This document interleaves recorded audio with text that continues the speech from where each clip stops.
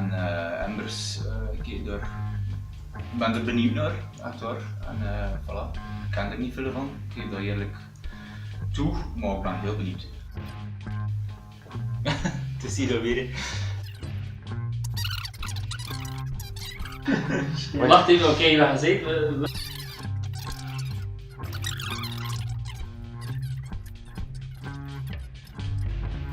Dat van de idiots, ja, dat is sowieso om 12 uur naar uit te kijken. Vrij toffe mensen. Ik heb Embers nog nooit live gezien. Ik heb ze wel al gecheckt op YouTube. Filmpje. En een beetje muziek gecheckt.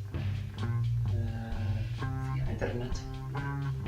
En ja, het ziet er wel skefte muziek uit. Speciale stuff.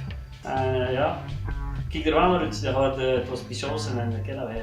Volgens mij een serieus doek of. Ik weet dat dat veel goed is. Embers. En ja, Idiots is natuurlijk geoliede rockmachine. Ja, die mannen zijn al zodanig hard op elkaar inspelen, dat kan eigenlijk niet misgaan. Dus dat zal een perfecte afsluiter zijn voor die naam.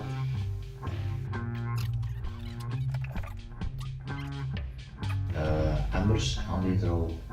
Mijn broer heeft er veel over gebabbeld over de Embers.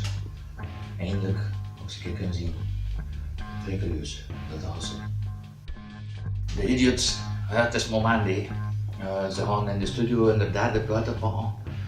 Ja, dat kan toch niet anders dan dat die mensen nu gaan doorbrengen. Ik weet dat dat een van de laatste keren is dat je die gasten in de zaal kunt zien. Ja, je moet er naartoe gaan nu, want daarachter het gaat onbetaalbaar komen.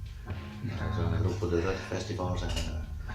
Dus ik ben vrij blij dat we ze nu nog een keer kunnen zien, want dat gaat een van de laatste keren zijn.